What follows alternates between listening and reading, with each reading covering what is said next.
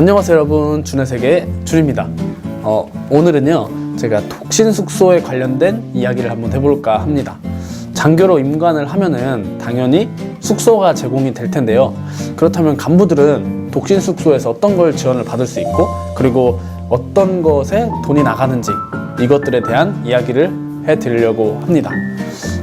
제가 라이브나 아니면 영상의 댓글을 보면은 임관하고 나서 숙소에 관련된 궁금증이 좀 많으신 것 같더라고요. 그래서 오늘 이 영상을 보시고 좀 궁금한 점이 풀리셨으면 좋겠습니다. 그럼 지금부터 시작해 볼게요. 먼저 독신 숙소는요 B5Q랑 B2Q로 나눠집니다. 오늘 설명드릴 거는 B5Q, B2Q의 구분 없이 그냥 독신 숙소라는 개념 자체로 설명을 드리겠습니다. 대부분 1인 1실 혹은 2인 1실 이렇게 쓰는 거를 기본으로 하고 있습니다. 물론 부대에 따라서 그렇지 못한 경우도 좀 있어요. 저 같은 경우도 소위 때 8인 1실까지 살아봤습니다. 먼저 지원받을 수 있는 것이 있고요. 그리고 내가 내는 돈이 있는데 나눠서 설명을 드릴게요.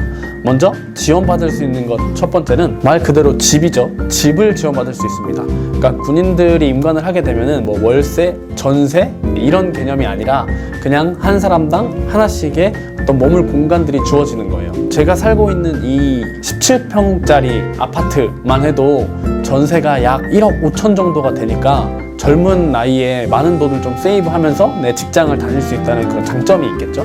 그런데 집의 퀄리티는 다소 차이가 있어요. 그러니까 어떤 때는 신형 아파트를 주는 데도 있고요. 어떤 때는 원룸으로 된 오피스텔 같은 개념인 곳을 주는 곳도 있고, 영내 오래된 집을 주는 곳도 있습니다. 그래서 그거는 정말 케바케이기 때문에 부대에 가셔서 그 부대 여건을 보셔야 될 것 같아요. 근데 요즘에는 대부분 숙소들을 좋게 개선하고 있는 것 같더라고요. 그래서 아마 여러분들이 갈 때쯤이면 숙소는 전부 다 좋지 않을까 하는 그런 바람이 있습니다. 다음은요, 각종 세금을 지원받을 수 있습니다. 그러니까 예를 들자면 난방비, 가스비, 수도세, 전기세 등등이 있겠죠. 근데 이거는 100% 지원을 해주는 건 아니고요. 일정량을 지원을 해주는 것으로 생각하시면 될 것 같습니다. 예를 들면 이번 달에 지원이 100이 됩니다. 근데 제가 105를 썼어요. 그러면 5만큼의 세금을 내야 되는 거죠. 근데 이게 조금 특이한 것이 여름에는 전기세를 조금 더 많이 지원해주고 가스비를 덜 지원해줘요. 그 반대로 겨울에는 가스비를 많이 지원해주고 전기세를 조금 덜 지원해주죠.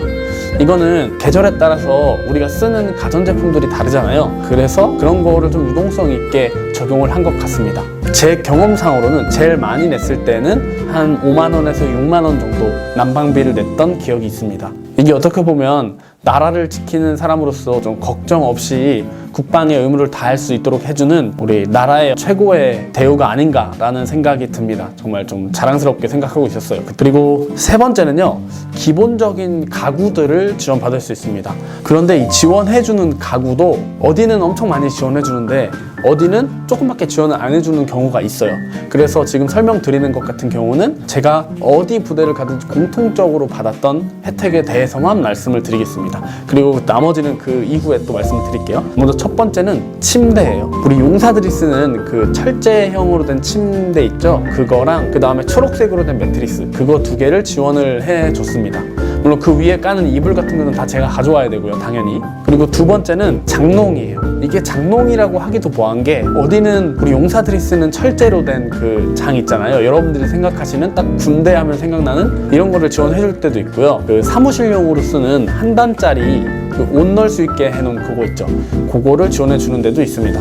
제가 공통적으로 지원을 받았던 거는 이 두 개예요, 두 개. 나머지들은 있는 데도 있고 없는 데도 있었어요. 기본적으로 지원을 받을 수 있는 거는요, 요 정도가 됩니다. 그래서 첫 번째, 집 자체를 지원받을 수 있고요. 두 번째는 각종 세금을 일부 지원받을 수 있다. 그리고 세 번째는 집 안에 들어가는 가구들을 조금 지원받을 수 있다라는 겁니다. 근데 세금 빼고 나머지 집과 가구들은 나한테 귀속되는 게 아니기 때문에 반드시 깔끔하게 쓰고 다음 사람한테 넘겨줘야 합니다. 지금부터는 내가 내야 되는 게 뭐가 있는지를 설명을 드리려고 해요. 첫 번째는 관리비를 내야 됩니다. 하지만 내가 영내에 있는 집에 살거나 아니면 관리비가 필요 없는 곳에 살고 있다면 이 관리비는 내지 않아도 돼요. 그런데 아파트형의 숙소에 살면 아마 관리비는 꾸준히 나갈 겁니다.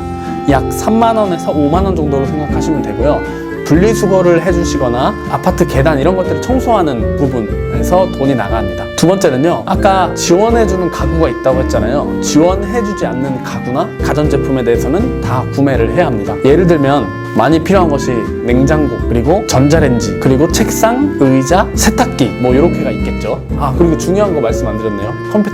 컴퓨터는 여러분들 필수품이죠. 그런데 세탁기랑 냉장고 같은 경우는 공용으로 쓸 수 있는 곳이 있는 곳도 있어요. 그래서 그런 들어가는 집안의 가전제품들은 반드시 좀 구매를 하셔야 하기 때문에 조금 일정한 돈이 들어간다라고 생각하시면 되겠습니다. 근데 제가 소위 때 살았던 곳은 냉장고랑 세탁기가 공용으로 되어 있어서 크게 돈이 안 들어갔었어요.